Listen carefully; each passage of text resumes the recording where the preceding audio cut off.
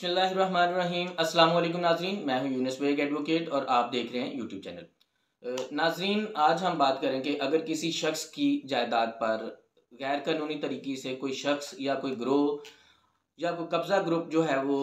कब्ज़ा कर लेता है नाजायज़ तौर पर, धौंस धांधली सीना जोरी से बजरिया असला जो है वो उस जायदाद पर कब्ज़ा कर लेता है, तो फिर उसका कब्ज़ा कैसे वापस लिया जा सकता है। तो नाजरीन, इस सिलसिले में द इलीगल डिस्पोजेशन एक्ट 2005 जो है एक शानदार कानून है, जिसके ज़रिए फौरी तौर पर कब्ज़ा, जिसकी जायदाद पर कब्ज़ा नाजायज़ हुआ है उसको कब्ज़ा जो है वो वापस दिलाया जाता है। नाज़रीन, अगर किसी शख्स की जायदाद पर ज़मीन पर ज़रूरी ज़मीन हो, घर हो, मकान हो, दुकान हो, प्लाट हो, अगर नाजायज़ तौर पर कब्ज़ा हो गया है तो फिर उसके पास ये रेमेडी है कि वो फौरी तौर पर द इलीगल डिस्पोजेशन एक्ट 2005 के तहत उसके सेक्शन 3 और 4 के तहत इस्तगासा दायर करके सेशन कोर्ट में फौरी तौर पर अपना कब्ज़ा जो है वो वापस ले सकता है। नाजरीन, द इलीगल डिस्पोजेशन एक्ट का जो सेक्शन 3 है उसमें इस बात की वजाहत की गई है कि कोई शख्स बिला जवाज़ किसी दूसरे शख्स की जायदाद में इस नीयत से दाखिल नहीं होगा कि वो उसको गरैब कर ले, कंट्रोल कर ले, कब्ज़ा कर ले या उस शख्स को उस जायदाद से बेदखल कर दे। अगर कोई शख्स ऐसा करता है तो उसको सेक्शन 3 के तहत 10 साल की कैद या जुर्माना हो सकता है। अगर कोई गलत तरीका इख्तियार करता है तो फिर ऐसी सूरत में उसको 3 साल तक कैद या जुर्माना या दोनों सजाएं जो हैं वो हो सकती हैं। नाज़रीन, मोस्टली हमारे जो सोसाइटी है उसमें ये एक तासुर ऐसा पाया जाता है कि अगर किसी जायदाद का कोई जो तनाज़ा है वो अदालत में ज़ेर समाअत है, कोई केस जो है दावा उसके मतलब अदालत में ज़ेर समाअत है, तो ऐसी सूरत में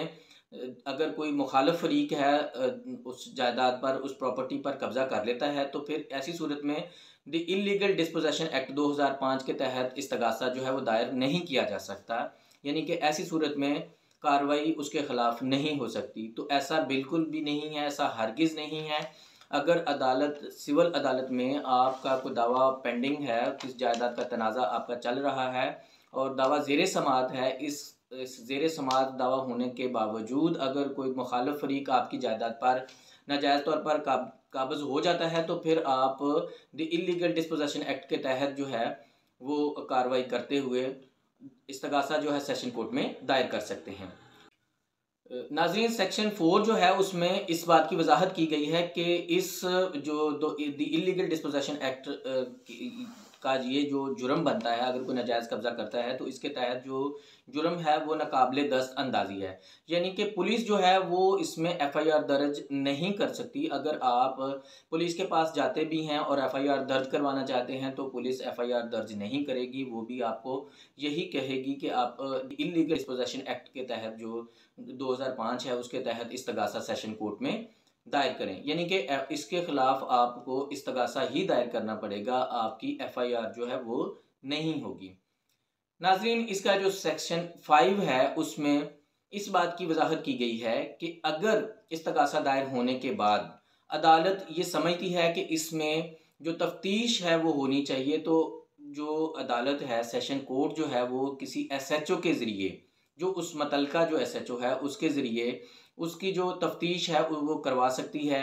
कि वो अपना माइंड क्लियर करना चाहती है, वो अपने आप को सेटिस्फाइड करना चाहती है, मुतमिन करना चाहती है कि आया जो वक़ूए का दिन था या जिस दिन मतलब जो कब्ज़ा हुआ है उस वक़्त उस पे कौन काबिज़ था, उसकी जो सूरत हाल है वो जानना चाहती है कि किसने नाजायज़ कब्ज़ा किया है या नहीं किया। तो ऐसी सूरत में वो किसी SHO के ज़रिए तफ्तीश जो है वो करवा सकती है और SHO जो है वो तफ्तीश 15 दिन के अंदर अंदर मुकम्मल करके अदालत सेशन कोर्ट में जो अपनी रिपोर्ट है वो पेश करेगा। और अगर अदालत ये समझती है कि किसी जो इसमें मकामी इंक्वायरी होनी चाहिए तो फिर अदालत किसी मजिस्ट्रेट के ज़रिए जो है उसकी मकामी इंक्वायरी जो है वो मुकम्मल करवा सकती है। उसकी इंक्वायरी के लिए कोई मजिस्ट्रेट जो है वो मुकर्रर कर सकती है। उसके लिए जो अदालत है वो टाइम फ्रेम जो है वो कोर्ट ही मुकर्रर करती है, सेशन कोर्ट ही उसका टाइम फ्रेम देती है कि कितने अरसे में इसकी इंक्वायरी जो है वो मुकम्मल होगी। नाज़रीन, जो सेक्शन 5 है उसी में इस बात की वजाहत की गई है कि जब इस इस्तगासे की कार्रवाई का आगाज़ हो जाएगा तो उस जो सेशन कोर्ट है उसको डे बाय डे यानी कि हर रोज़ रोज़ाना की बुनियाद पर उसकी समाअत करेगी और 60 दिन के अंदर उसका जो फ़ैसला है वो सुनाएगी। लेकिन पाकिस्तान में ये हमारा मुल्क है, हमारी अदालतें हैं, हमारा निज़ाम कुछ इस तरह से है। 60 दिन में तो खैर इसका फ़ैसला नहीं सुनाया जाता, कोई ना कोई जो वजूहात हैं वो बन ही जाती हैं। अदालत इसमें कोई ज़्यादा दिन की जो अर्जेंटमेंट है, जो तारीख है वो नहीं दे सकती। इसमें वो रोज़ाना की बुनियाद पर समाअत करेगी और 60 दिन में इसका फ़ैसला करेगी इस कानून के मुताबिक। लेकिन अगर उसको एक दिन से ज़्यादा की जो इसको तारीख डालनी पड़ती है, यानी कि इस केस में इल्तवा देनी पड़ती है, किसी फ़रीक की जानिब से इस्तदा है, तो फिर उसकी कोई माकूल वजह जो है वो उसको बयान करनी पड़ेगी और उस वकूल अदालत को उसकी माकूल वजह लिखते हुए जो है वो तारीख पेशी है जो उसको इल्तवा दे सकती है या अर्जन कर सकती है, लेकिन वो भी 7 दिन से ज़्यादा नहीं। ज़्यादा से ज़्यादा वो 7 दिन की तारीख जो है उसमें दे सकती है। अगर उसमें जो इस्तगासा की कार्रवाई में जो ताख़ीर हो रही है तो अदालत उसकी माकूल जो वजूहात हैं उनको भी तहरीर करेगी। नाज़रीन, सेक्शन 6 जो है उसमें इस बात की वजाहत की गई है कि अगर अदालत इस बात पर मुतमिन है कि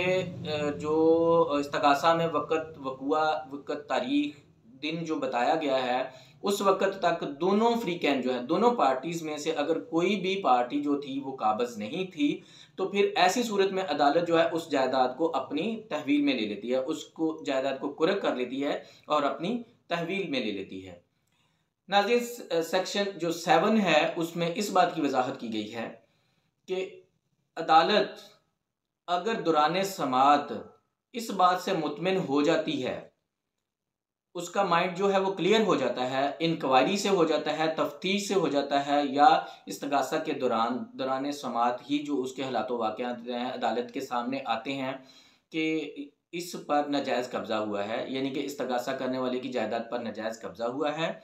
तो फिर अदालत जो है उस जो इस्तगासा करने वाले को जिसकी जायदाद पर कब्ज़ा हुआ है उसको दौरान समाअत ही कब्ज़ा वापस दिलाती है। अगर कब्ज़ा वापस दिलाने में कोई दिक्कत पेश आ रही हो, आसानी से कब्ज़ा ना दिलाया जा सके, तो बज़रिया फ़ोर्स ताकत के ज़रिए अदालत जो है वो उसको वापस दिलाती है। नाज़रीन, अगर दौरान समाअत जो है वो कब्ज़ा वापस नहीं किया जाता, दौरान समाअत कब्ज़ा वापस अदालत नहीं करवाती, तो फिर जब अदालत सेक्शन 3 के तहत मुल्ज़मान को अगर साबित हो जाता है कि उन्होंने जो नाजायज़ कब्ज़ा किया है, तो नाज़रीन जो अदालत उनको सज़ा जब सुनाती है सेक्शन 3 के तहत, तो फिर सज़ा सुनाते हुए जो है उसको कब्ज़ा सुनाने के बाद जो कब्ज़ा जो है उसको वापस दिलाती है। नाज़रीन, अगर अदालत को समाअत मुकम्मल होने के बाद इस चीज़ का ये बात साबित हो जाए कि नाजायज़ जो इस्तगासा दायर किया गया था इल्लीगल डिस्पोजेशन एक्ट के तहत, जो नाजायज़ कब्ज़े के हवाले से इस्तगासा दायर किया गया था वो झूठा है, तो फिर ऐसी सूरत में जो इस्तगासा करने वाला फ़रीक है उसको अदालत 5 लाख तक जुर्माना जो है वो करती है। नाज़रीन, जो जिसको सज़ा हुई है उस शख्स के पास रेमेडी है कि इसके सेक्शन 8 एक्ट ए के तहत के वो अपील दायर कर सकता है, अपील में जा सकता है। इसमें अपील के इस सज़ा के ख़िलाफ़ वो अपील दायर कर सकता है। तो नाज़रीन, अगर किसी शख्स के जायदाद पर नाजायज़ कब्ज़ा हो जाता है तो इसमें बिल्कुल भी हरगिज़ घबराने की ज़रूरत नहीं है, या आपका दावा किसी जायदाद के मतलब ज़ेर समाअत है और दौरान समाअत ही आपकी जायदाद पर कब्ज़ा हो गया है, तो आप फिर भी फौरी तौर पे द इल्लीगल डिस्पोजेशन एक्ट के तहत इस्तगासा दायर करते हुए अपनी जायदाद का कब्ज़ा वापस ले सकते हैं। नेक्स्ट वीडियो तक इजाज़त दीजिएगा। अल्लाह हाफ़िज़ व नस्र।